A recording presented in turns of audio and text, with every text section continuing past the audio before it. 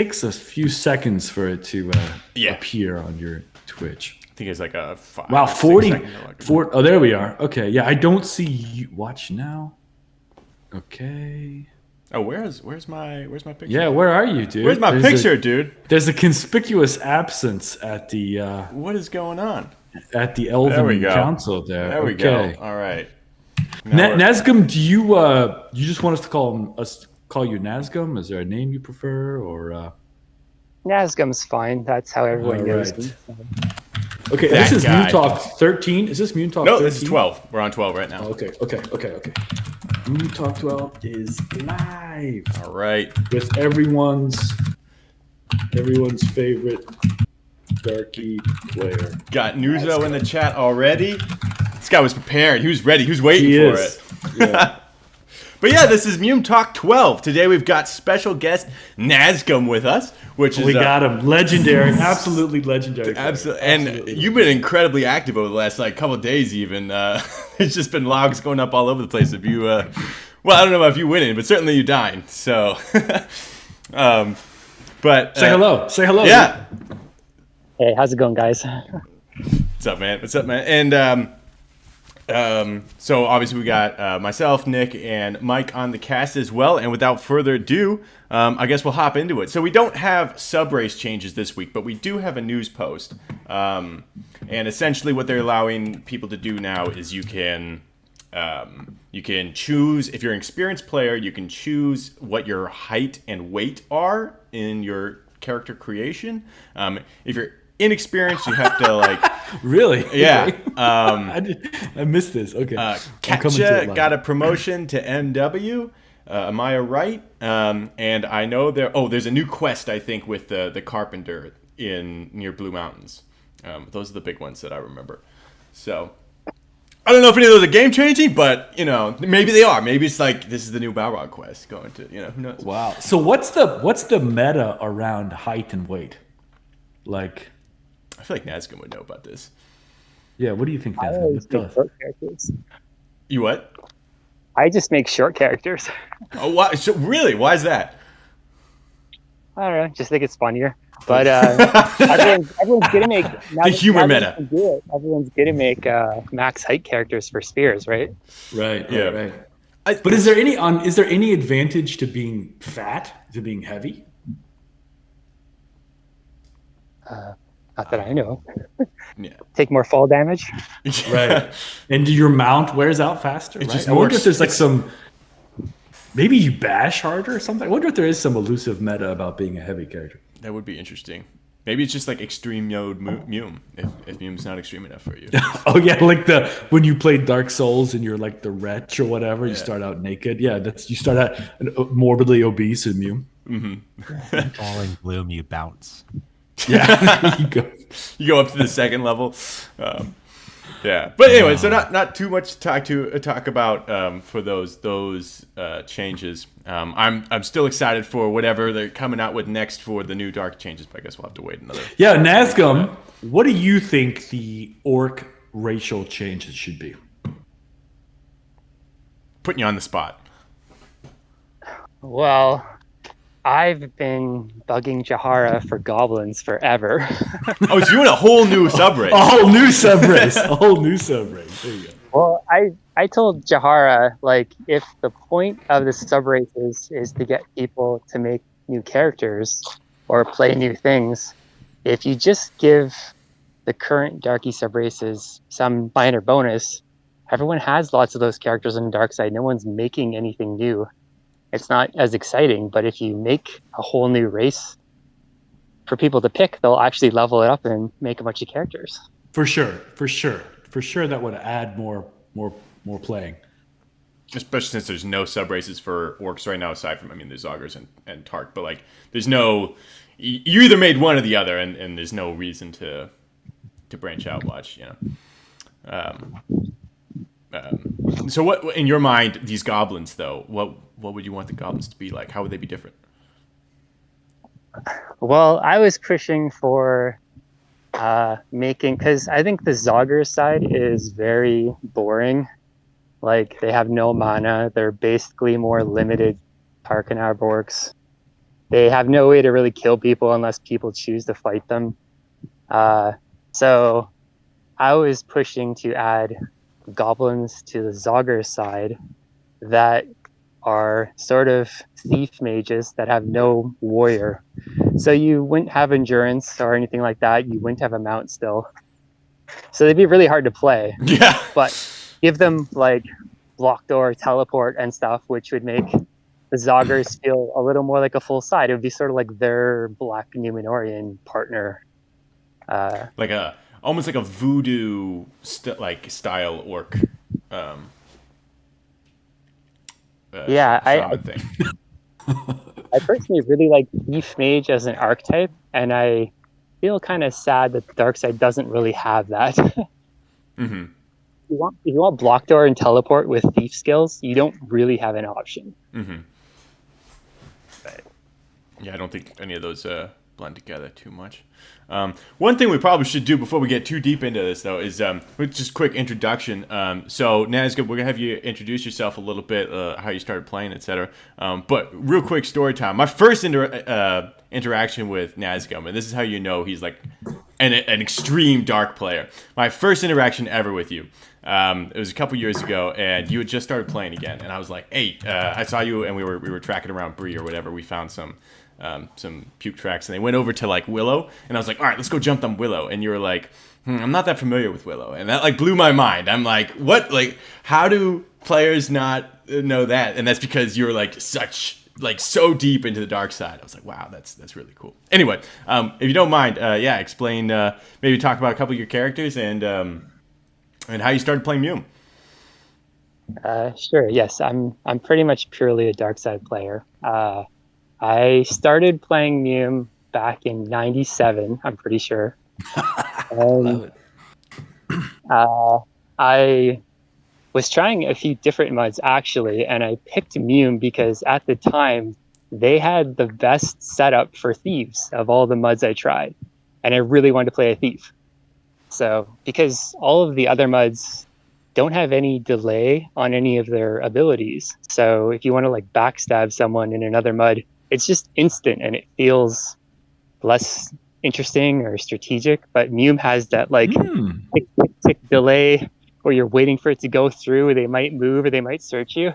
And it felt so much more interesting.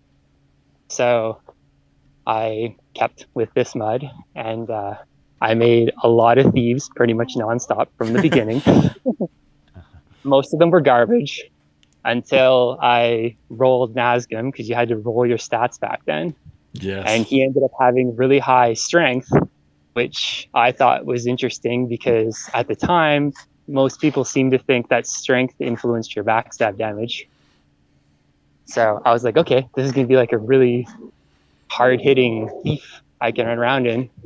And I played him till level 10, and then I died to like 10 pukes, and I quit him. And besides, how did you strike? Like, because I think of Nazgum as being legendary as like both war sword and thief. Like, how did you discover that like smite potential aspect? that actually started as a joke because I was playing with Drengist, if anyone remembers Drengist.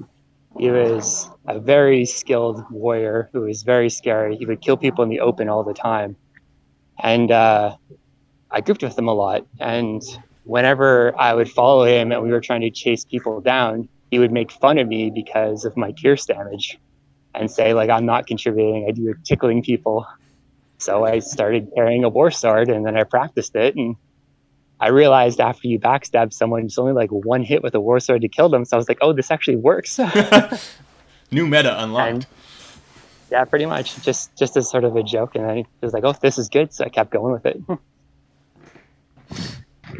Yeah.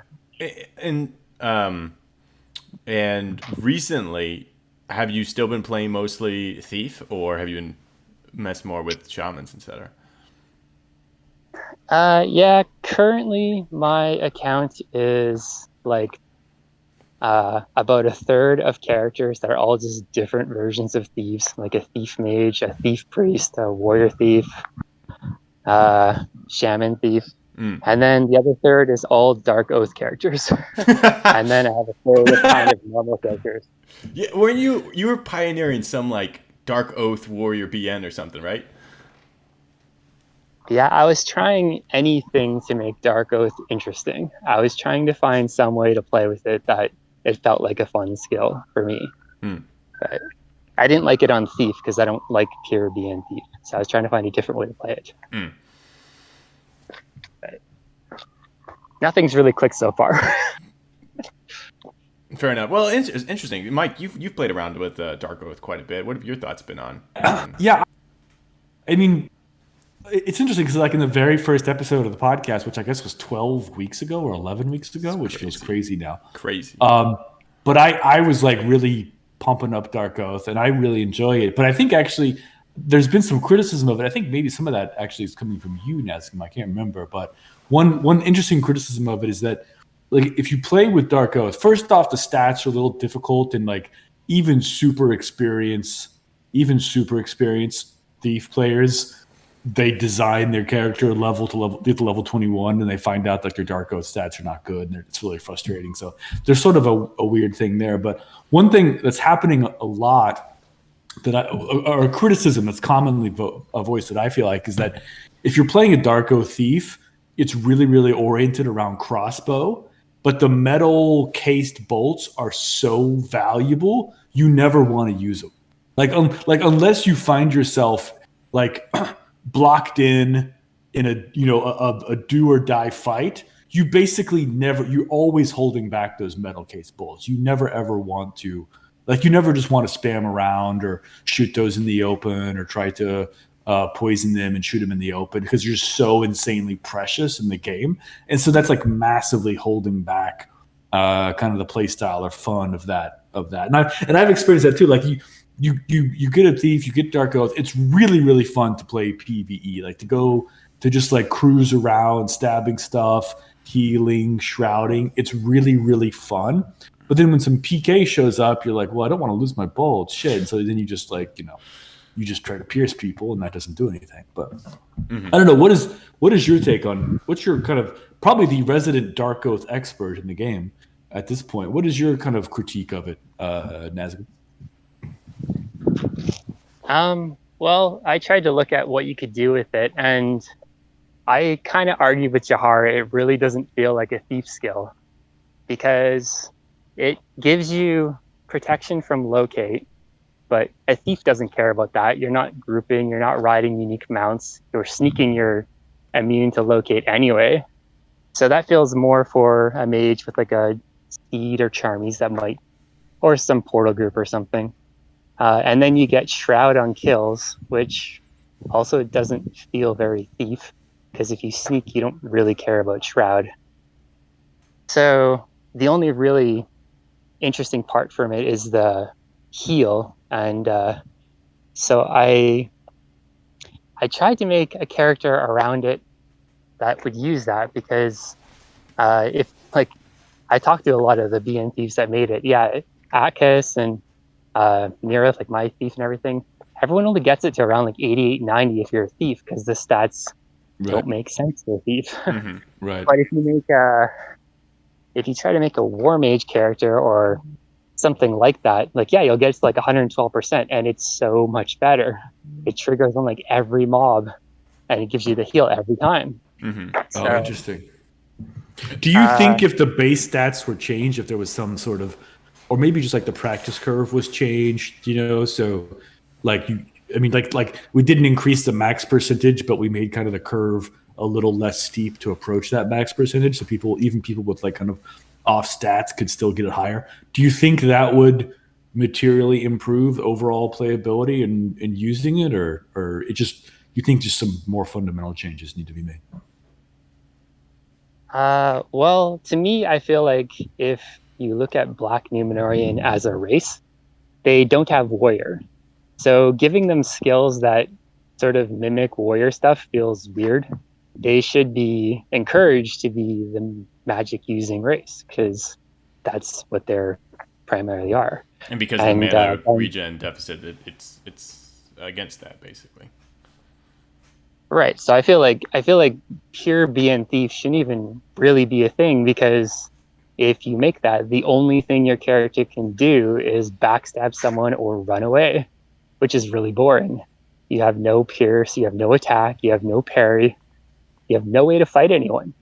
So why play that character? Mm-hmm. But a thief mage is kind of fun because you can backstab someone and then chase them with bolts. Or I was trying with the crossbow. One of the things with crossbow is if you're going to shoot someone with crossbow, you need to reload. So you really want them to flee. So one of the better ways to do that is if you store a bunch of quakes. Because if you shoot them with a crossbow and then you start quaking, people will flee.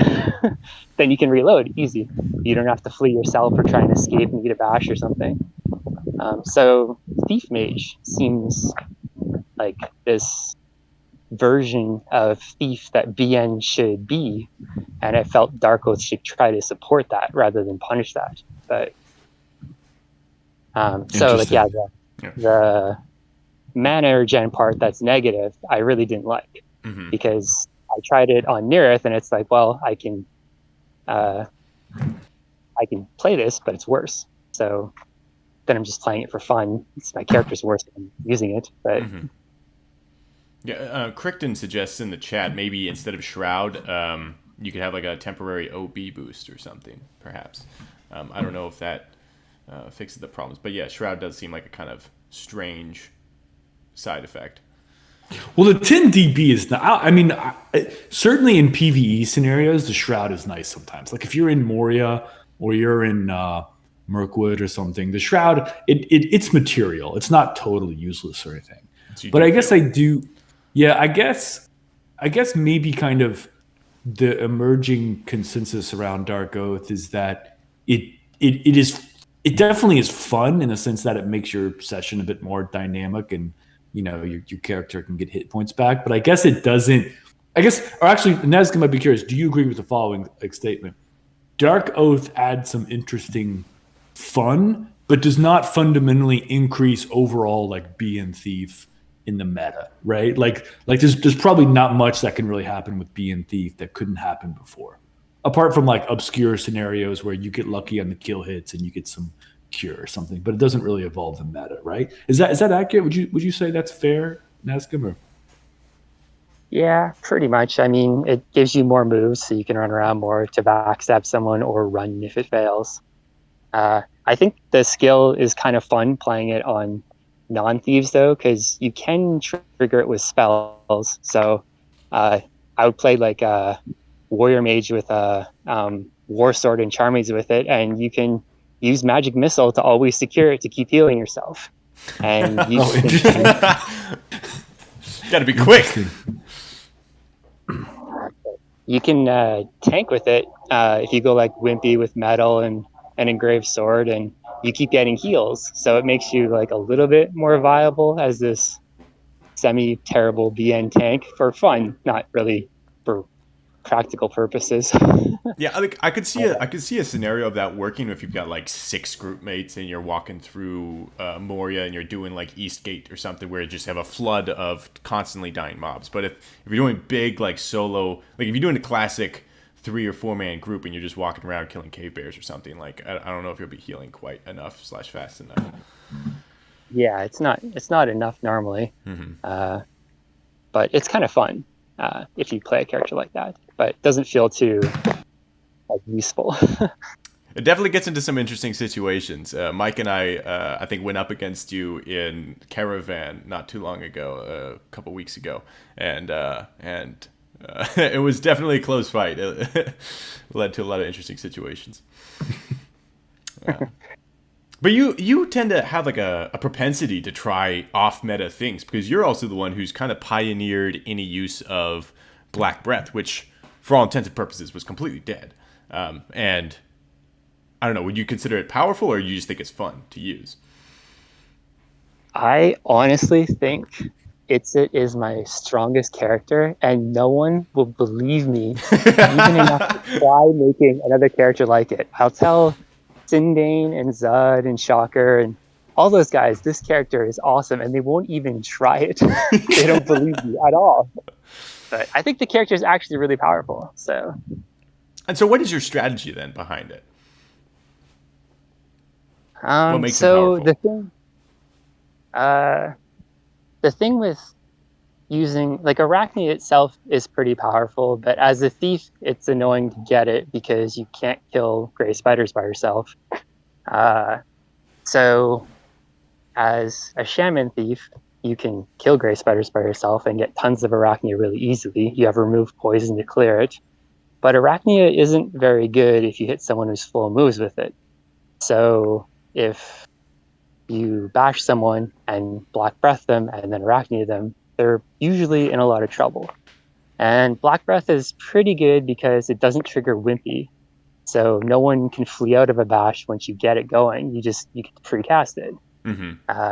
It doesn't wake them up either, which makes it really fun if you find someone dreaming in Mirkwood. And the character is really squishy, but it also has a really good advantage with escape, because with the shadows, they don't rescue or they don't protect, but they rescue. And if you have high escape, you get like instant recovers all the time. So I can just spam rescue freely, never worrying about having the delay because I'm half thief. And then the other thing is Nimble seems like crazy damage compared to other weapons. Like I tried playing Gagzik as a warrior shaman with an ornate and a shadow, and it's just out damages it like crazy. Out damages it. You kill things way faster. Like it's not even close. In PK, if someone has metal, of course that's not going to work out quite that well. But for doing like super mobs or anything, you just crush them as this character. So like we kill Sage like super easy. But yeah, so I think he's really fun. I guess I find that interesting because from a PvE perspective, Nimble does more damage, but in terms of I feel like in PK on hit damage is kind of king, and Nimble of course is super low on that spectrum.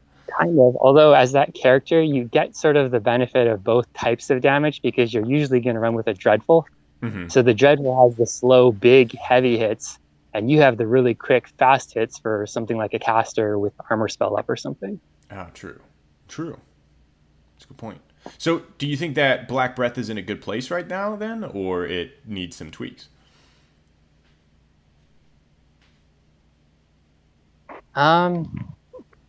I actually think it's pretty good.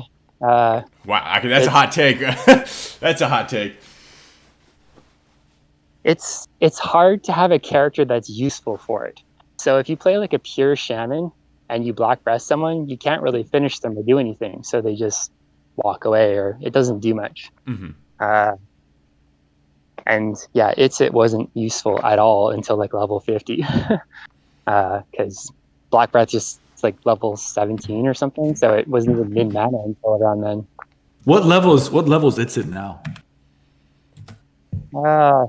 62, I think. Oh wow, holy shit. That's up there. That's one thing I always appreciate about your style, man, is you log on and you're like, okay, time to make a party happen. Like if there's no PK, you're still organizing groups and leading XP and stuff. Like you come to bang, you come to play basically. So wow, you got in. So what is Gagzik? What's Gagzik at? I think like 55. Wow. Okay, so they're getting up there. And you're willing to die even on these kind of highest level characters. I play it pretty carefully. Okay. I don't, because I like having Copper Ring on him, and it's really hard to re-get that when there's not many players and everyone prefers Mana Ring, so no one has it. And he also, like, he's kind of useless indoors or something anyway. Like, I don't have nukes, I don't have defense, I don't have hit points. He mostly just fights outside, so he's pretty safe. Damn it! So we should not have left that Copper Ring on ABR. Damn. Okay. No, just joking. But he seems like a really fun character. What? Sorry. It is a very fun character. Oh, I said I did get run over by you guys like last week on him. Because yeah, I have no defense or anything, so it was stun, and I just instantly died basically. Right. I think you were I think you were on Nearith last night as well, and you had a couple close calls. But maybe I don't know. Maybe you weren't playing, but anyway.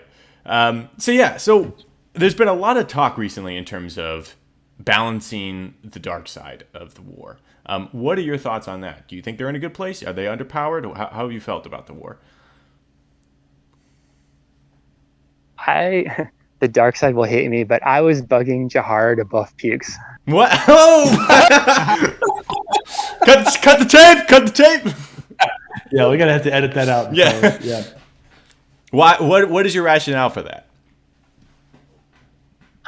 I feel like the game plays better when most people are on the Puke side. Because that's where all the new players join. And if like half the people are on the dark side, they don't see anyone. They don't have people to group with, whatever. The Puke side, until these subrace changes at least, never got anything new for like decades. Like dark side at least got the new Raise Dead and the whole DG zone, which feels much more made for dark side than Puke side. Totally. They've got nothing, so it's like anyone who wants to play on Puke side, it's like what new thing are you giving them to make them keep playing? Like they need things to do or some new change. So I think Puke side is obviously stronger, but I'm okay with that too. I think the game's supposed to be like that, so I don't mind that. I think in some ways the dark side's actually a lot easier, maybe too easy. I think a lot of dark side players would be pretty mad if Pukes had 2 artifacts load inside Bree and another one load inside Rivendell, which is what the dark side, or not artifacts, but Darkies have GG, which loads Hewer and Crown, and they have Sage, which loads BRD and Skulls in their cities, which is kind of weird. That's an interesting point. Yeah, that's a good point. I agree. The dark side honestly, the meta point, your meta point that like, well, hey, actually Darkie's been getting on it. I don't disagree, because another one that we don't mention is when Emin opened, people talk about like nothing. There's no quote unquote loot in Emin, but we always skip over the big thing, which is that Zog's got the healing lore in Emin, which is an insane buff for like all Zog. And it's easy to get. Like anybody, any hero or legend can solo it basically. So like Emin really, at least in terms of meta or in terms of buff, was an insane buff for Zogs. And I know all my friends who play Zog, it's like healing is like life or death. Like it totally changes their play style. And then DG had a completely new concept of shaman class and herbalist and a bunch of new stuff. Trolls can mend, stuff like that. So I do, in terms of like a kind of a new flavor or like an innovation, which kind of prompts people to say, you know what, I was bored before, but now there's something new, I'm going to take it. Like I definitely think there has been a lot of material kind of new novel shit for Darkies in the past 4 or 5 years. So I definitely agree with that point. To counter that slightly, Pukes did get the staff changes. That's true. Yeah, that's true. And I don't know if you'd really count Dwarven Tomb, but I guess kind of Dwarven Tomb. Yeah, I guess I would say it's not like Pukes have gotten nothing, but Darkies certainly have gotten a lot as well. Yeah, I don't mean so much that like nothing's been happening, but there has been a lot of, there's been stuff which triggers like some creative juices, and you're like, oh, I'm going to play now. I'm going to do something different, or I'm going to make a new character that I never played before. I'm going to re-roll my old guys. I'm going to try something new. That there actually has been a fair amount of that all around, but it's not like Darkies have been. I know there's some people who are probably having aneurysms at this point as they're listening, but some people who feel Darkies just totally neglected. But I don't know. I don't think the data supports that. Well, the one thing I would say to clarify it though is I think. I suggested, buff Pukes, like, and give them more things to do. But I think dark side needs more complexity, not necessarily power. Yeah. Like one of the weird things about MUME is if you put a new player on a troll versus a new player on an elf mage, the troll player will do way better because it's just easier. Like the new elf mage will get run over. The reason Puke Side feels so strong is because everyone has like decades of experience in this game, knows what stats, what spells, what combos to take, all the items to get. It feels like Darkside doesn't have quite as much complexity as it should. To make them harder, it feels like what the original designers did was just give darkies less choice, which feels kind of bad to play as. That's feels actually like the dark side.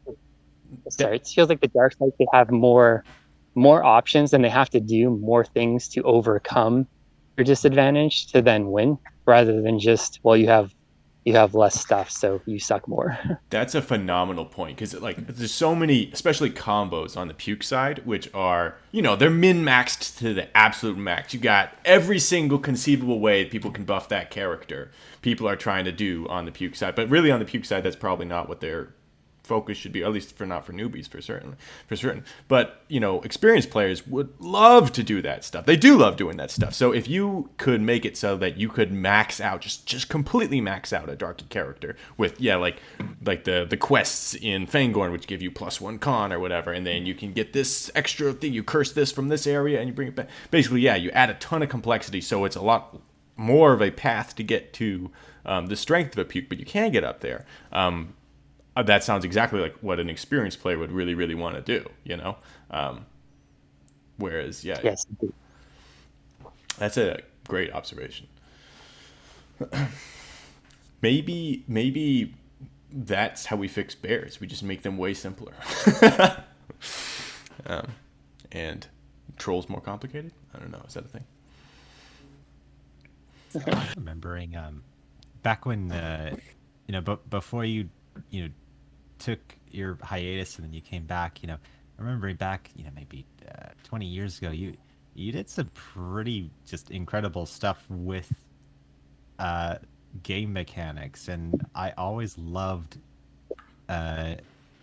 sort of hearing about and seeing your logs of just things like like luring Miranog all the way to Bree. Like that sort of stuff to me is just that's crazy that you would that you'd be able to do that, and I know they changed it since, but like what are some of the sort of game mechanics that you played around with that you just things like that you really just kind of push the limits of? Well, it was a long time ago, so I don't remember a lot of things, but I do remember a couple of things because they kind of stuck with me. One was before around the map, there used to be a lot of no flea rooms, which were just flagged as no flea. And if you went in them and you typed flea, you'd never get out. And I used to go around hunting for those to find one. And if I did, then I knew I could bring someone there. They would die. So I liked looking for weird things like that in the game. But I don't know. I would just try and do whatever I thought was fun. I don't remember too many things from back then, honestly. One thing I remembered I liked still was before in the shops, you had to get receipts for if you repaired stuff. You couldn't just instantly repair. Everyone have receipts. So if a darky killed a Puke, they would typically just hide or whatever the receipts. And I thought it would be funny to keep them. And I remember one time I had some period where I went a long time without dying, and I ended up getting a lot of receipts. And I actually filled a sable pouch with them. I think it was like 315 or something to fill a sable pouch. That's what you remember. That's the stat you remember. There you go. Are you the reason why that we don't have receipts anymore? Yeah, so I filled the table post with receipts, and then I had a second one, and I was filling it. And so when I eventually did die, which was from Ginlon, if anyone remembers him, I got blocked in ABR Tower, and they portaled in with 8 people and killed me. But Fair fight. when I died, they got like, I don't even know how many, like 400 plus receipts of just all of this shining and the jewels and everything. That's people had done. amazing. And then right after that, you couldn't keep receipts anymore. I remember I had a receipt on Dent for a long time. I think I went about maybe close to a year without dying on him, and I had this receipt, and it was my most prized possession. Like I was like, I don't give a shit about the shining or anything else, but like my receipt, it was my bastard sword receipt, and it got looted. And it was so sad. Do you think it was a good call getting rid of receipts, or do you think it was a bad change?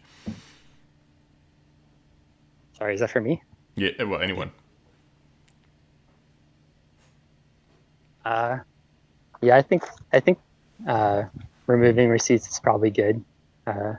People hoarded stuff a lot, so changes to prevent hoarding is probably good. Mm-hmm.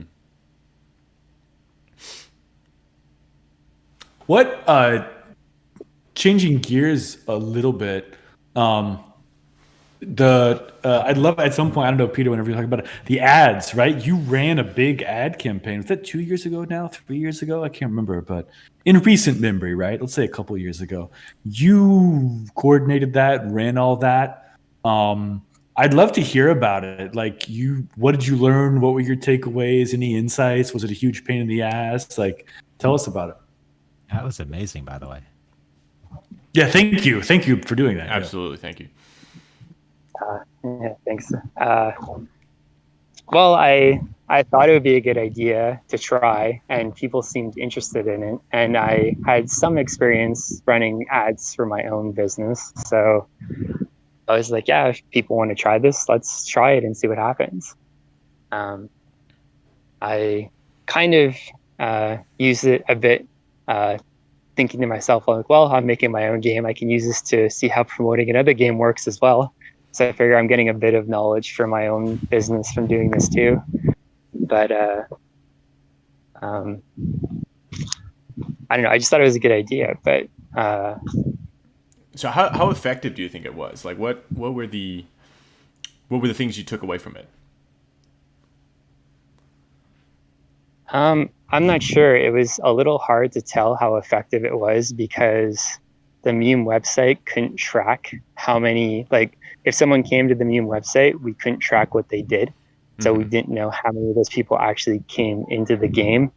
And people that do come into the game, we don't have any way to track where they came from. So It was a little hard to tell how impactful the ads actually were. But there was like quite a few people ended up mentioning they did at least talk to a few people that mentioned they came from the ads. So we definitely got some players. I'm not sure how many we kept or how many in total, but it seemed like it worked somewhat. And were these largely Facebook ads or? When I did it, we did it entirely on Reddit because Reddit lets you target by subreddit. So we could target things like the Mud subreddit, which obviously has just purely Mud players, and the Lord of the Rings subreddit, and then other text-based game subreddits. So it seemed really good targeting for who might potentially want to come play them. But What worked? Like, what ads worked well? Like, what did you learn in terms of the ads and targeting and that kind of thing? Well, I initially wrote some very like texty Tolkienish type ads that were very praising of MUME's world and environment and like come play an interactive story. And I promoted those to the Lord of the Rings of it, and they did really well, but they seemed to get no players. Then I did more feature-based ads, just sort of almost bullet points listing like three-way race war, like PvP, like braids, like all these things. And those ads seem to bring more players. But again, it's a little hard to tell because we didn't really know who came from where. But Mm-hmm. it seemed like targeting the mud Reddit was probably the best. Yeah, that's I would say that's been to a certain extent our experience as well. We've been messing around with the r/mud Reddit as well, and it seems like there's a couple players that come from there. We certainly haven't done particularly well with Facebook. It seems like Facebook doesn't seem. It seems kind of like a black hole of just like there's just I don't know. There's a lot of people on Facebook, but it doesn't feel like there's a lot of people on Facebook. So what if we were going to do it again, would you try the same strategies? Would you try something else? Would you try to go like in a TikTok or Google ads? Would you double down on Reddit? What would your kind of advice be like around trying again? I'm not sure. Reddit seems pretty good, but I'm not sure if for the number of people that we are, like, people donated about $800, so I'm not sure if we got the amount of players we got. The ROI was there. Yeah. Jahara says that we ran a Facebook ad campaign pretty recently, and Facebook says we do very well with 65 plus age women. So that's a big takeaway right there. Got to know what we need audience. to do is we need to convert all those grandmas who are playing like Wordle and Bejeweled all day. Yeah. We need to get them. We need to get them just grinding XP. We need Animal Crossing players. Just straight up. Just straight up grinding XP nonstop. It'd be right up their alley. So we can hunt them down. You will never find a live brown bear again. Yeah, but so what? Okay, so ads. What about growth overall? Because I know you're in the gaming industry, Nazgum, and I know you've made some games. What if you like if we had a full-time job funded some magical way to just grow MUME starting tomorrow?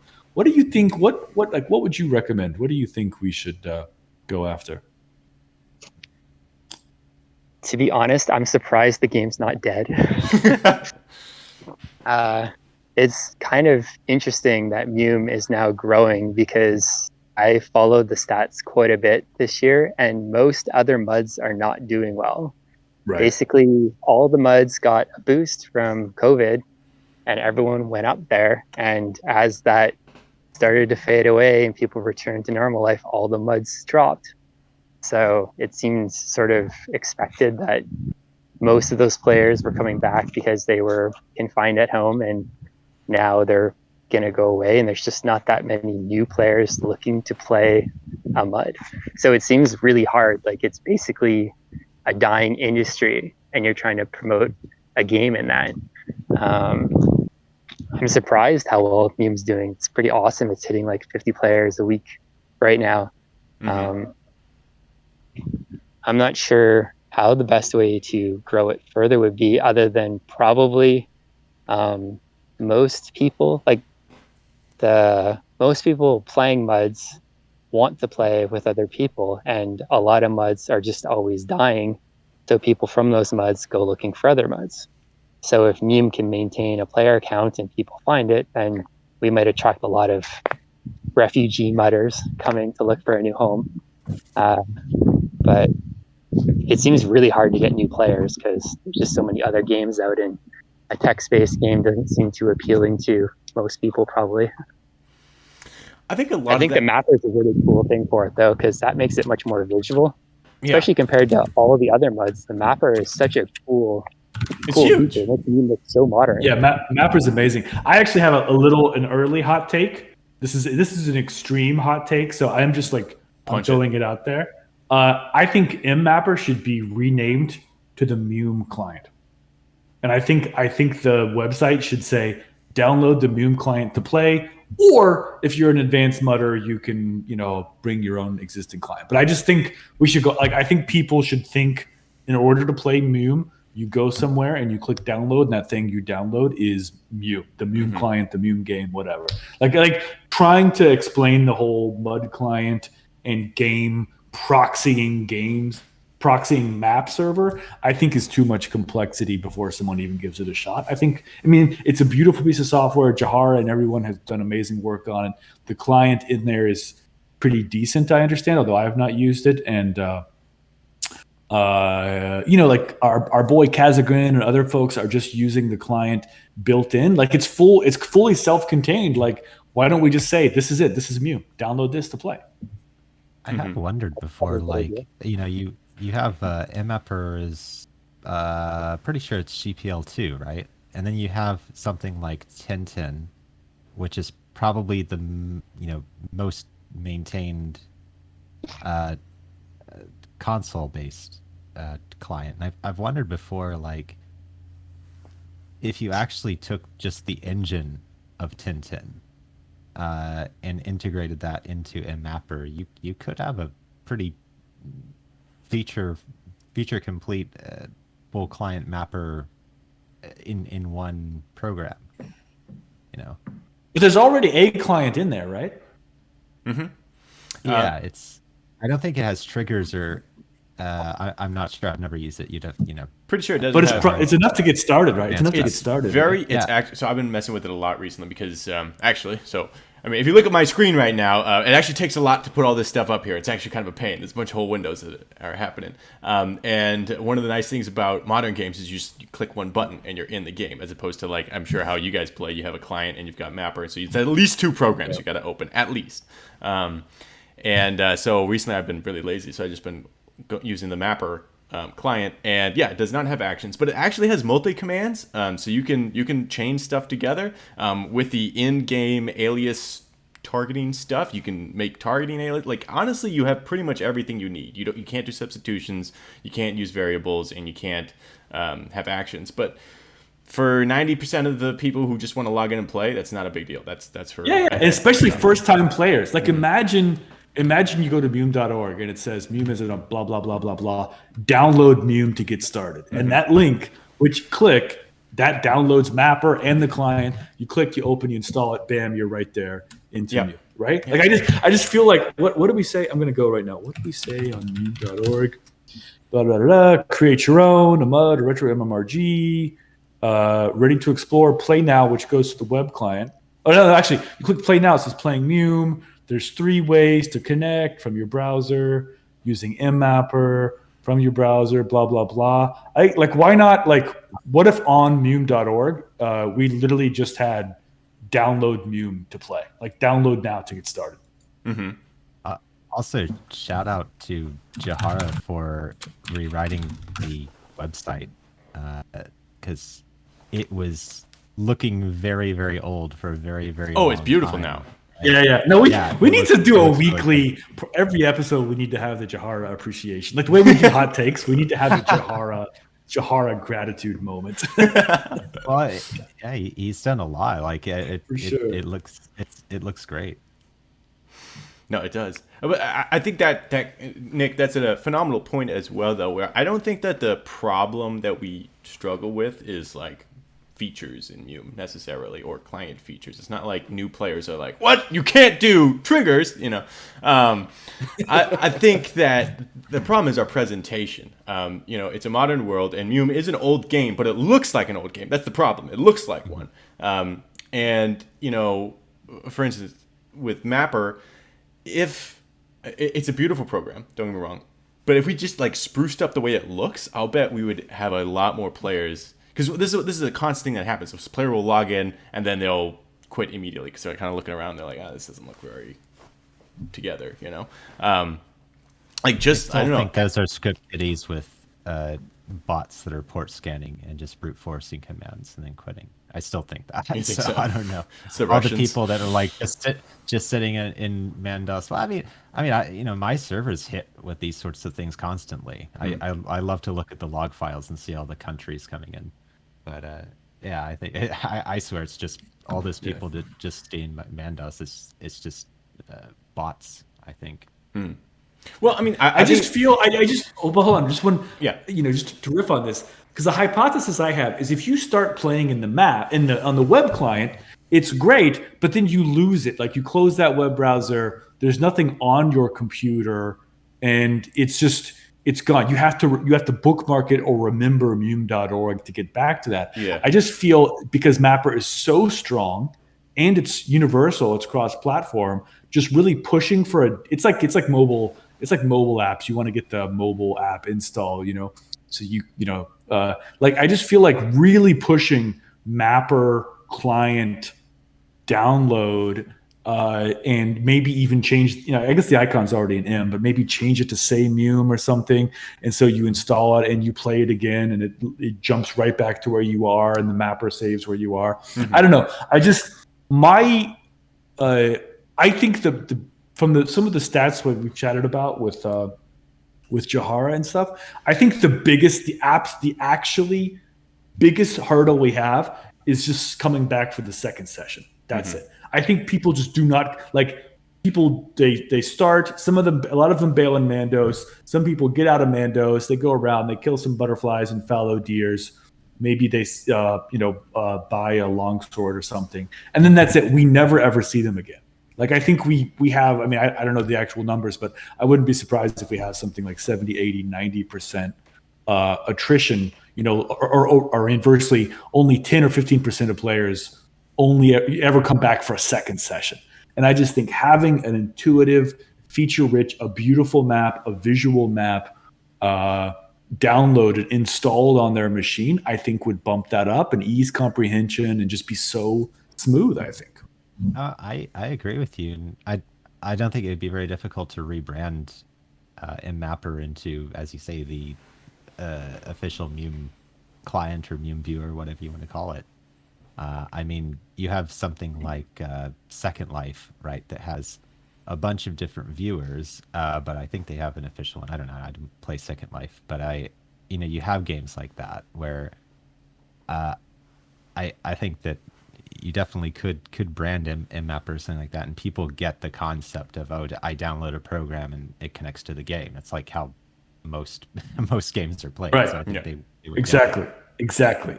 And having it installed in your computer, the icon on your desktop or dock or start menu, whatever is there. You're like, oh, that's right. I want to try that again. There's a permanence to it.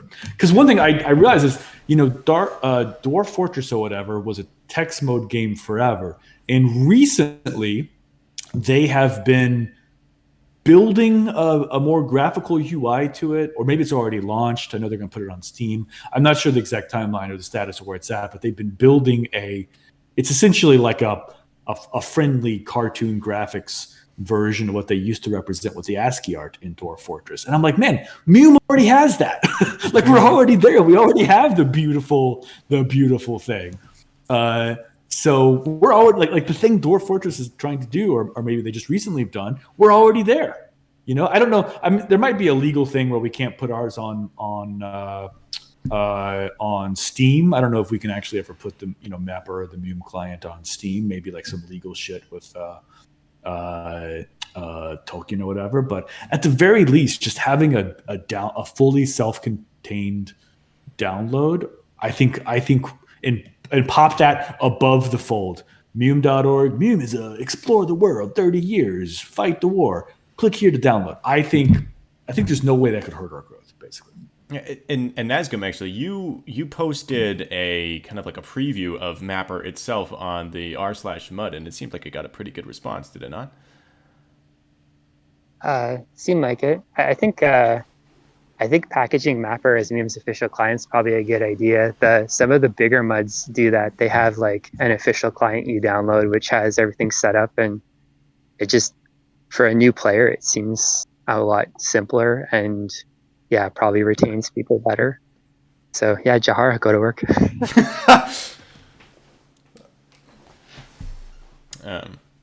Hopefully we don't only enlist Jahara's help for that,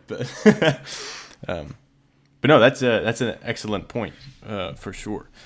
Also, Nazgum, to kind of stay in the same line, you had proposed some changes to the player creation intro, basically. What was the reason behind that, and what were your thoughts behind that to revamping player creation? Well, that's the first thing people see when they log into the game, and ours looks really outdated and it's really boring. You have to create an account first, which probably deters some people. You lose right there because you never gave them a reason to stay first. And you don't really get excited or interested in your character based off the choices that MUME gives you. So we're probably losing some players just there. Like if you're trying a bunch of different buds and you go through the character selections and you're deciding which to play based off what characters you made in them, MUME seems really outdated. So that seems like an easy thing to fix too. It's just some questions at the beginning of the game. But So what if you had a way to just essentially have a guest mode? It logs you in, assigns you a random character name, and it limits you to, say, the Tower Hills. You can't go outside the city there. It won't let you. But it would allow essentially a one-click access for someone to try out the game without investing the time deciding, what kind of character, what class, what race, what, everything else. They could just be like, do you want to log in as a guest? Yes. Okay. And you could have it where they can't access the Wholits and they can't see narrates. You could lock it down, but you could still give them access to, say, the quests that are in the Tower Hills and give them like a little taste of what the game might be like. It might be a little bit. I don't know. So actually, I think one thing that because I saw Nazgum's script, one thing that that kind of showed what the character creation looked like. One thing I really liked about it that you put in there was that you immediately explained what the consequences of your choices were. So immediately, basically, because character creation is playing the game. That's part of the game, or at least it should be. And so by telling the player, this is what your choices mean, you immediately get them invested. It's not like, okay, I'm making an elf and he's going to be good at magic and whatever. Who cares? But by throwing in the little kind of notes that you had afterwards where it's like, hey, this means this means this. If you're a Sylvan, you're going to be a good thief, and immediately start making choices. And once you make those choices, that increases your amount of investedness. So I really liked that aspect that you had there with the creation, for sure. yeah, I agree. I think the MUME's like a text-based game, so you want to like make someone feel like they're envisioning what they might want to play when they're creating their character, to get invested in it as much as they can before they even enter the world. If they think like, I'm playing this epic dwarf warrior that can do all this stuff, and they think that before they enter, they're probably going to continue it more than if they just picked dwarf and that was it. Mm-hmm. Since we didn't even have classes or anything for you to choose, right? You literally just pick dwarf. And then you get stuck in Mandos and you're like, what is going on? And you quit. That's basically how it's...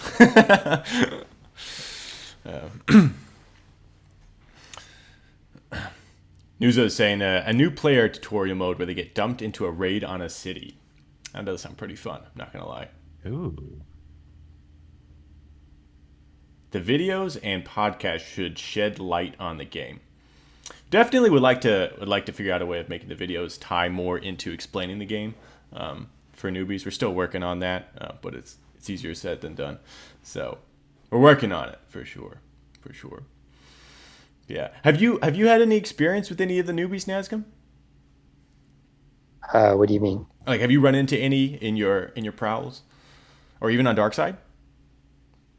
I will often ask the lobby dark players to XP, and sometimes they do end up being new players, which I find fun. I think grouping with new players is one of the funnest things you can do in MUME, because they seem excited about everything and they're not all jaded.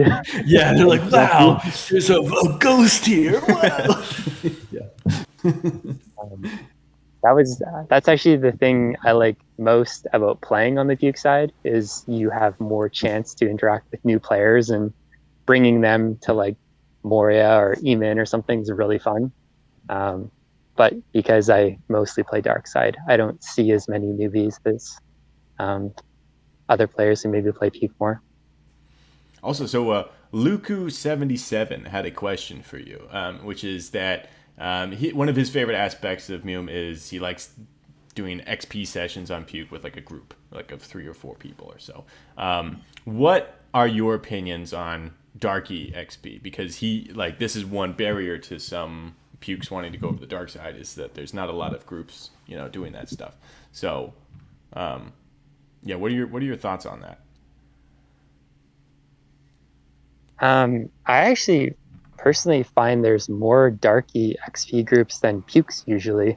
When I'm playing, at least it seems to be the case. Most Darkies will group up with each other and talk to each other because there's only a few people on the game. There's more of a team. It's smaller team, but there's more of a team spirit on Darky for sure. Yeah, whereas Pukes, go ahead. Pukes will grab Charmies or Mercenaries and kind of do their own thing. But yeah, Darkies just seem to always grab people and be like, yeah, let's go. I'll take lobbies with me, even just to go check PK sometimes, just because it's like, yeah, whatever, we'll XP on the way, and maybe we'll see some people. right. Yeah, I love it. And one cool thing about Darky is you just like do the who list and you tell people, you're like, yo, we're gonna go kill Drake in 20 minutes. Can you be there? And they're like, okay, yeah. Like you don't even have to do like the elaborate protocol, the courtship, the flirting of like, do you want a smob or I don't know, what do you want to do? Well, I was thinking about doing this. And like you on dark side, you're like, yo, let's go, come on, get in the car, no time to explain. Let's go bang. Yeah, I think MUME is a lot more fun when you're playing with other players. I think anything MUME can do to encourage people to group more is probably really good for the game. 100% agree. 100%. Do you have any idea? I say my ideas ad nauseum. What ideas do you have to incentivize grouping?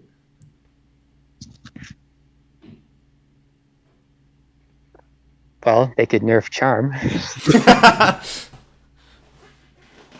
That would be interesting. Maybe we should just have no Charm for a week. Just 1 week. And announce it ahead of time. Just say November 1st to November 7th, Charm spell is going to be broken. That's it.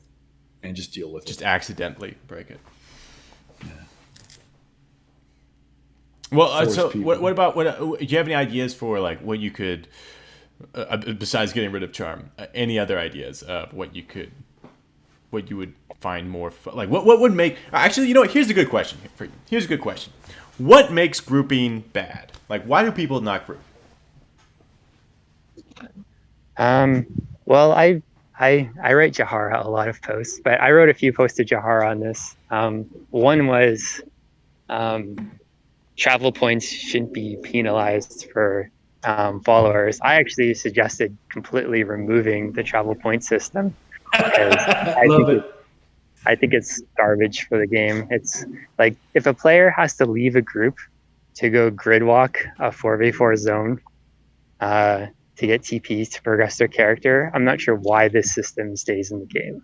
Mm-hmm. It just doesn't seem more. It's not entertaining or hard or strategic or interesting. It's just a barrier to play. And if you group and you follow people, you don't get TPs, which feels bad.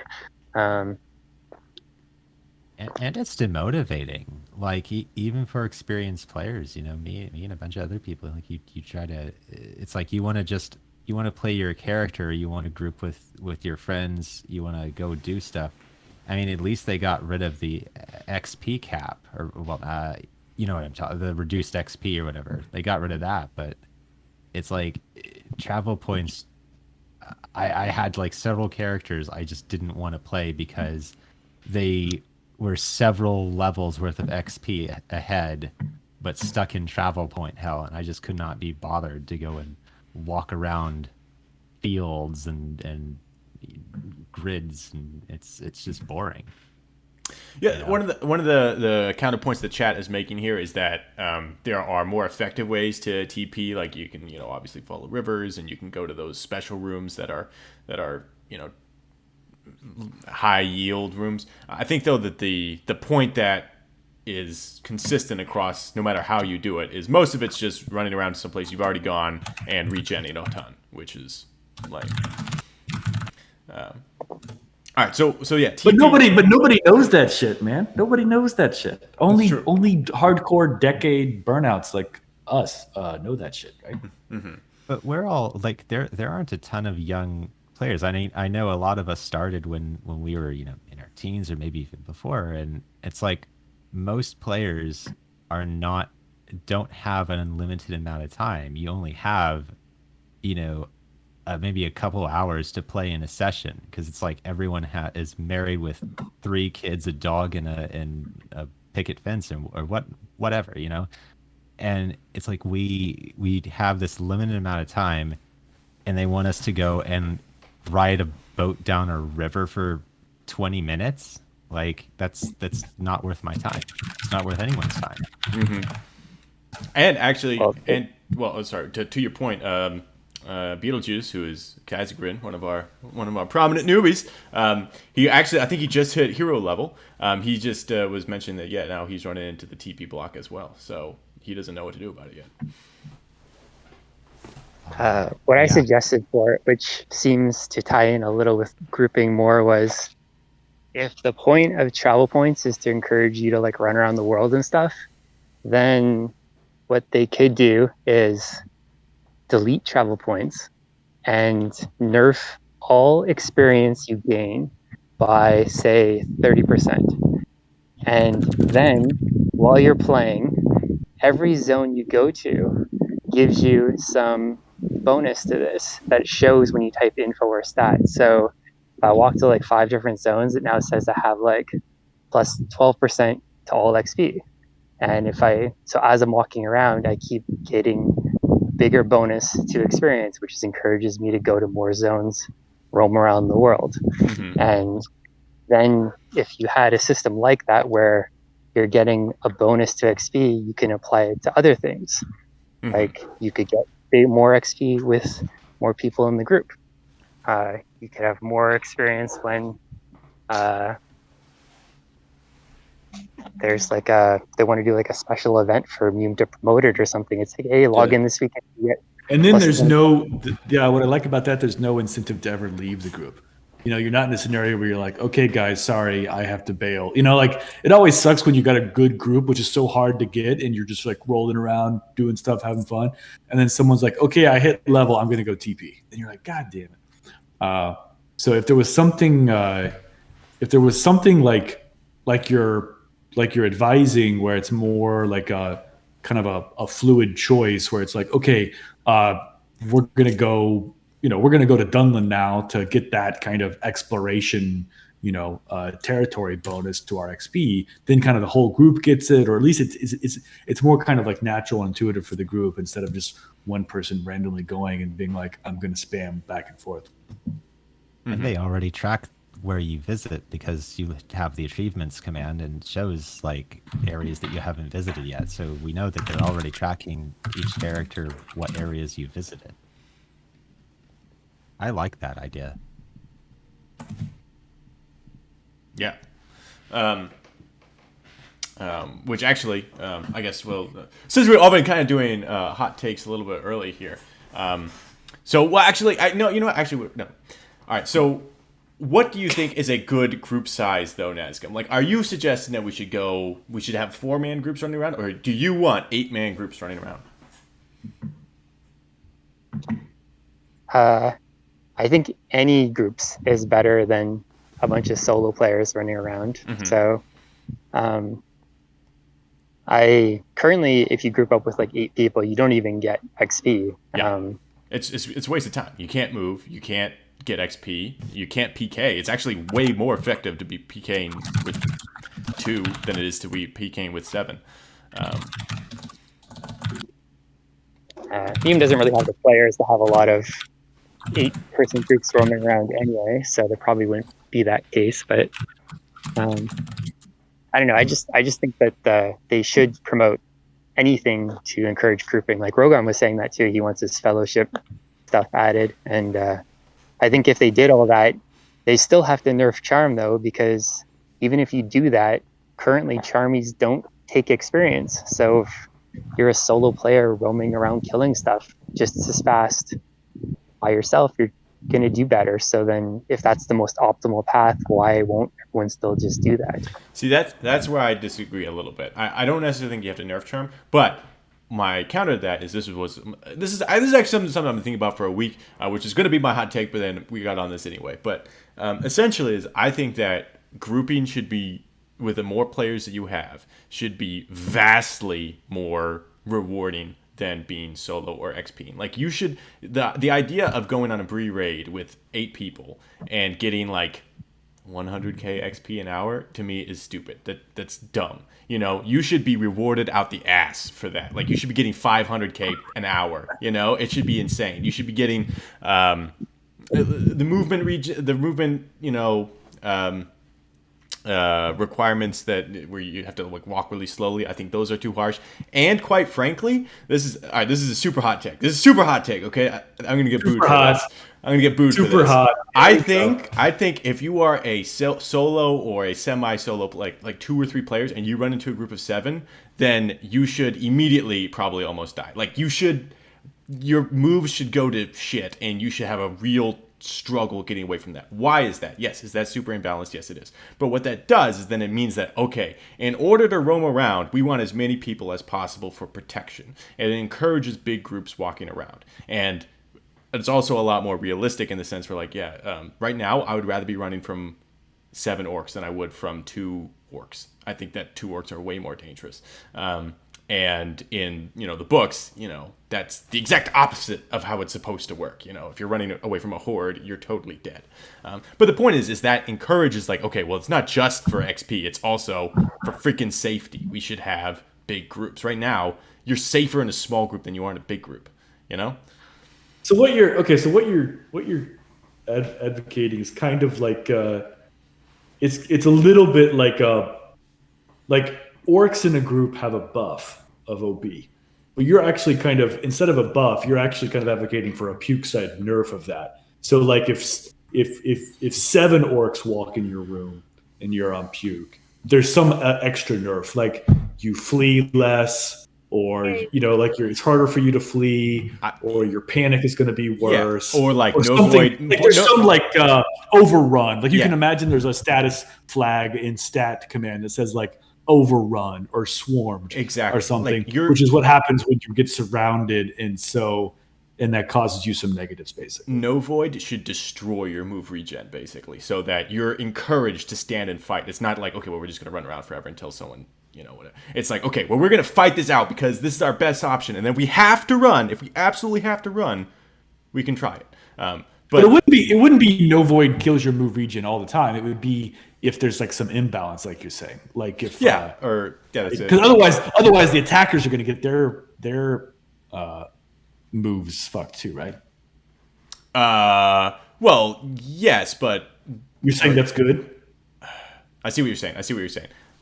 I don't know exactly what the right mechanic is here, but the point is that allows you to A, feel like grouping is good for your own protection, and then B, if you include the fact that XP is way more plentiful when you're XPing as a group or PKing, because that's a whole, no one wants to XP in a group of 7 or get in a group of 7 if you've got 50, like you're on for 2 hours and you get 50k. That's the dumbest thing ever.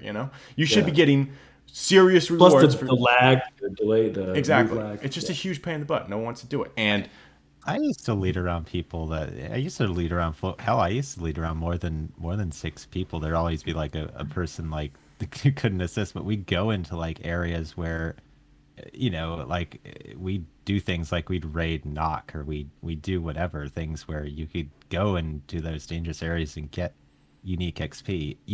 I just don't think you have a lot of people doing that anymore.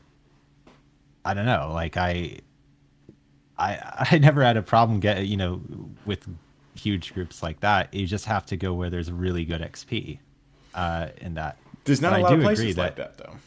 No, there aren't a lot of places. I think there should be more places to encourage big groups like that. When was the last time you saw? Because, and again, this is supposed to be for the encouragement of more players playing. So what we want is that we want a ton of newbies in a group. But guess what? If there's seven people in a group and 3 of them are newbies, what are the odds they're gonna understand what's going on and like be able to ask questions and people are gonna respond to them versus being totally alone and then narrating every once in a while?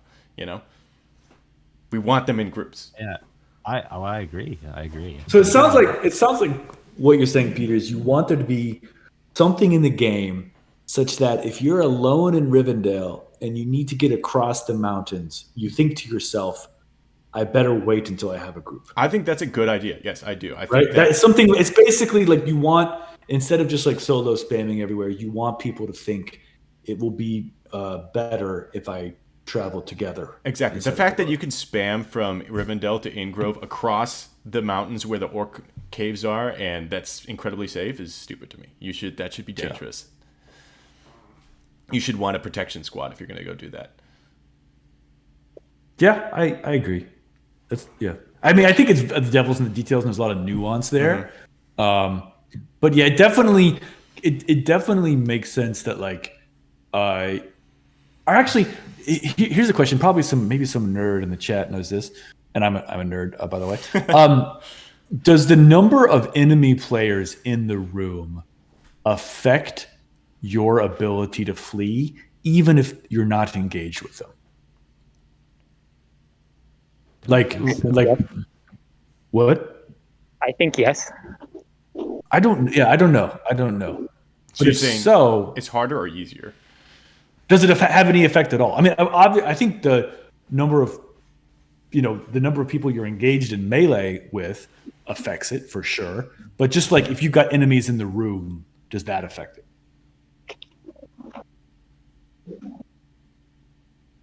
I guess we don't have enough nerds in chat. Yeah. I don't believe so unless you're engaged.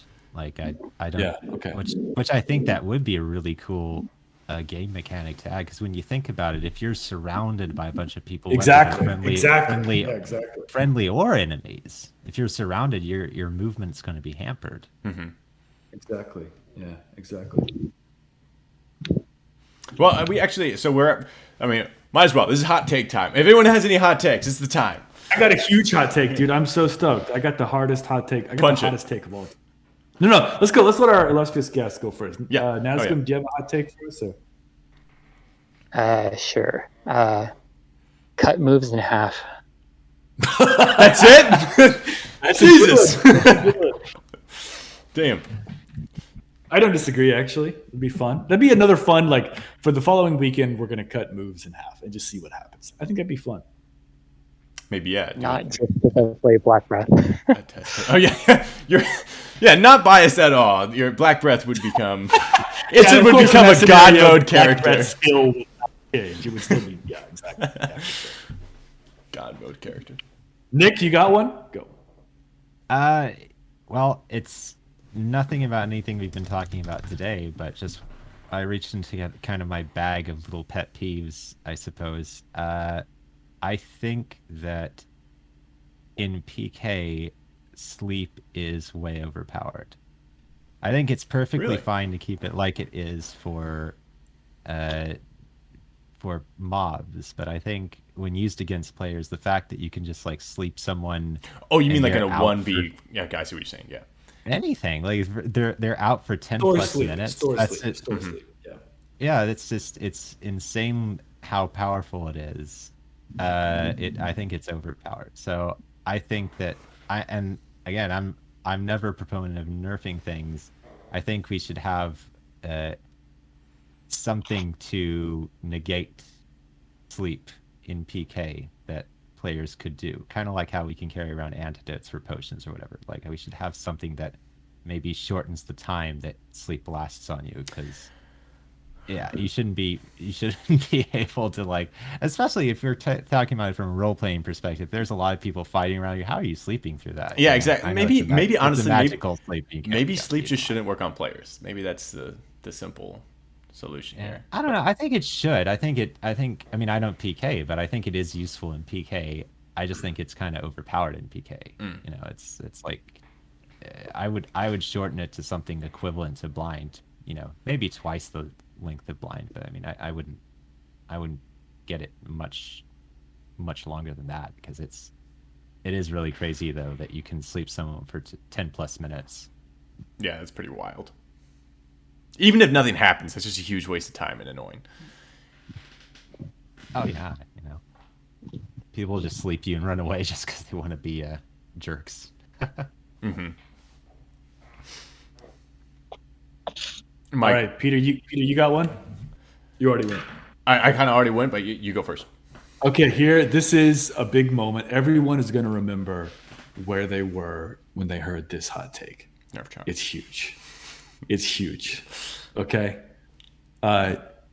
If you have like your family around you, ask them to leave the room just so you can fully absorb this hot take. Let me make sure I'm sitting down. It's that big a deal. Yeah. No. Sorry. Okay. No, but no. In all seriousness, I thought about this all week, and I actually have a proposal for fellowship, which is something Rogan was talking about last week. So I thought through it all week, and I have a full-fledged proposal for fellowship. Okay. So here it goes. So fellowship is a group buff, which the group earns together.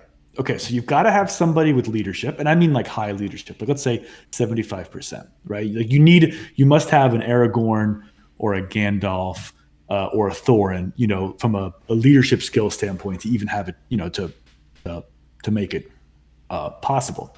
So you've got someone with high leadership, and you group, and it's not instant. You actually have to do shit to earn the fellowship buff. So maybe it's like it's XP, or maybe it's new trophies, or maybe it's XP on certain high level mobs or whatever. I don't know, but you as a group, you do stuff together, and then over time, the more you do together, you build up this fellowship buff. So it's like progressive. There's levels to it. So you can imagine after like 15 minutes or so of XPing together, you get some message that's like, you begin to trust the other members of your party.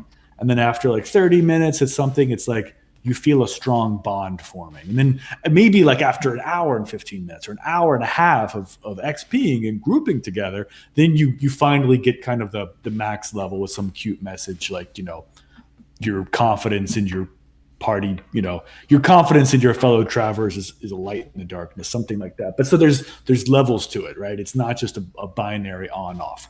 And so then depending on the level of this fellowship that your group has built up, you get various benefits. So at the low levels, pretty much all it does is something like you can share ranger skills. So if somebody in a group has good bandage, everybody has pretty good bandage. Or if somebody in a group has good wilderness, everybody else in the group gets better wilderness. So kind of the just like happens in The Hobbit and just like happens in Lord of the Rings, the skills of people in the group benefit everyone, and kind of everyone gets better. And then you keep going, right? And you get to that second or that third level of fellowship. And at that level, maybe you get plus spell attack on plus spell attack on helpful magic, curing, healing, a little bit stronger in that, right? And then you keep going. And then at the highest level, you get stuff like protect works. Protect has a higher chance of work. Rescue has a higher chance of work, and maybe a slightly less delay. Things like that. But so I don't like not nothing OB. I think like OB DB. Like you don't want to go too much into like straight just explicit like combat, because I honestly think the game already has too much OB in general, to be honest. But it's more like lore stuff. It's more role playing. It's more like quality of life and fun and adventure than just straight up just like you do plus X hits or whatever, right? Mm-hmm. But so basically, it's a group buff that the group develops together, so long as someone in the group has good leadership to make it possible. And then, I mean, there's certain, the more I thought about it, like you could do cool stuff. Like maybe even when your group is at max fellowship, if somebody gets lost, you can track them very easily, right? Like you're like, you think Frodo wandered off this direction kind of thing. Like just a lot of fun. It becomes kind of a harness, like a lot of fun. It becomes a platform for a lot of fun things that like we can take from the lore and take from the books. without just like making them skills that anyone could do at any time. It basically becomes like it's kind of like a gate, or it's like a threshold. Like you have to group and you have to do stuff to kind of go have this fun. Mm-hmm. There you go. And by the way, it's not, I see some chat, it's not puke only. You know, darkies can do it too. Darkies have leadership skill. Maybe on darkie it's called like conspiracy, or, you know, something like that. A horde. Yeah, horde. Yeah. Or, swarm or something, you know, cool on dark side. But on both sides, and probably on darkie, maybe it's like it increases your track skill. You know, like if orcs get conspiracy or get fellowship, it does something like makes them more effective at tracking. You know, less move cost, higher track skill, stuff like that. Mm-hmm. But like, because like, you know, in both the stories, in both the lore, orcs are very, very good at tracking, especially in large numbers. But so high level overall, it's basically the more you group together, you develop and cultivate this buff that gives you, you know, more fun shit to do. That's my hot take. No, I like it a lot, especially with the fact that you've got progressive rewards for staying together longer. That's a nice touch I hadn't thought about before. But one question that I was asked in the chat, which is a really good one. How do you deal with a new person joining the group? How would that? I think each person's fellowship level is a function of how long they've been in the group. So it's like, you know, if me and Peter, we've been grouping for an hour and we're on like fellowship stage 2, and then Nick joins, you know, he starts low and then he kind of joins, you know, our fellowship. You know, he's behind us, so to speak, in accruing or in accruing fellowship status. Or maybe it's tied to like, how long you've been following the leader, basically. Something like that. Yeah. And people, I see the question about like if the group. I mean, I think maybe like after you leave the group, you retain some residual fellowship. So like if you wander off or you leave the group, you get like 60% of the buff or half the buff or something. Because I mean, you know, you think like in the Lord of the Rings, when the fellowship breaks up, they still have the confidence from each other, and they've learned from each other and stuff like that. They've learned skills from each other. So I think you'd want there to be some kind of afterglow, but you definitely want to avoid the scenario where people just like group, get some fellowship, like people just like spam mobs just to get the buffs and then go, you know, split up or whatever. I think you want to keep it conceptually and thematically tied with like going on an adventure together. Nazgum, what are your thoughts on this? I think the idea of a buff that gets better while you're grouped is probably a good idea. It encourages people to stay grouped more. Maybe having it tied into like the rewards you get could be good too. Like you get more money or more chance magic items spawn or something. Totally. Good idea. So you're a fan. Got it. I like it as well. I think it's anything that, you know, encourages people to group like that. You know, it's a positive incentive. I like that a lot. Peter, what's your take? Dude, I'm a fan. Anything that gets people grouping, I'm a fan of, and I specifically like the fact that it is a progressive buff, so that you're rewarded for spending more time together. I think that is a smart choice. Additionally, I like the fact that it's not because this is a huge problem with grouping right now. Or like proposed buffs to grouping. It's like, okay, well, yeah, if you just add OB to everyone, A, that's not fun, and B, it's already, you know, we don't need people that much more powerful. But yeah, when you focus on the group providing quality of life buffs, stuff where you just feel like you're part of the group and you provide an important role to the group, that is way more fun than just being powerful. So I like that aspect a lot. Anyway. Thank you, everyone. Maybe I'll. Yeah, dude. And Mike just finally completed the Istari quest. Gotta shout you out, man. So that means now you are in a perfect position to write up this proposal. Yeah, I failed I think I've tried the Istari quest 3 times now, and on previous chance I was 200k XP away, and I mob ripped due to a zone pop, and I rage quit and completely abandoned that game. But this time I actually got it, so I do have an Istari now. So maybe I do have a Maya, and I knew now, so maybe I should write that up. Did I ever tell you, like, when I created my Istari, literally 10 minutes after, well, probably about a half hour, I should say, getting at the quest, I mobbed. Then I mobbed again going to get my crap. And I was so pissed off. I almost quit that character. Yeah. I rallied though, and I wound up getting level 26 with like 7 days later. It wasn't hard, but I was I was not a happy camper. Just like literally a half hour in, and I'm like 2 levels down. Did you guys ever lose your Istari wands? By the way, that I lost mine, and I just remember, like, I don't remember anything about the quest, but I remember losing that and being so salty about it. Anyway, Hmm. You lose it when you sail. What we mean when you no, I PK died and someone took it. Oh, Yeah, that happened to me too. But then randomly it showed up like a week later. So whoever that looter was, thank you for not corrupting it. I kept mine, but yeah, it's that thing was cool though. I mean, what's it like, 30 spell attack? It's like basically 3 times the normal staff. It's just insane, like speed and mana cost and everything. Oh, I just for the fun of it. So I mean, my Istari was a cleric, and just for the hell of it, I got summon, which I don't never use summon or transfer on any of my characters. I mean, I probably should use transfer, but I didn't.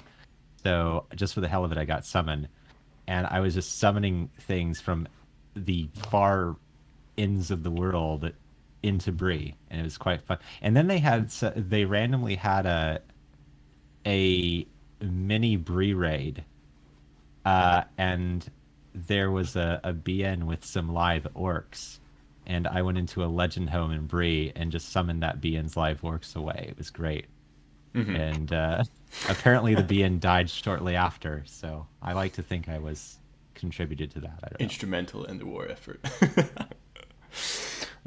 But I think that means that we're gonna have to be wrapping up today's podcast now. But thank you so much, Nazgum, for coming. Really appreciate it. We've been trying to get you on the podcast for quite a while now, so thank you so much for humoring us to come on and give your thoughts on things. Thank you, Nazgum. Thank you, man. Yeah, You're a thanks, legend. man. You're I've read your logs for like 15 or 20 years, so you're a legend too. Thanks. Also, Yeah, thanks. It was fun. keep posting those video logs. They are so much fun. For sure. Just to watch and even to battlecast.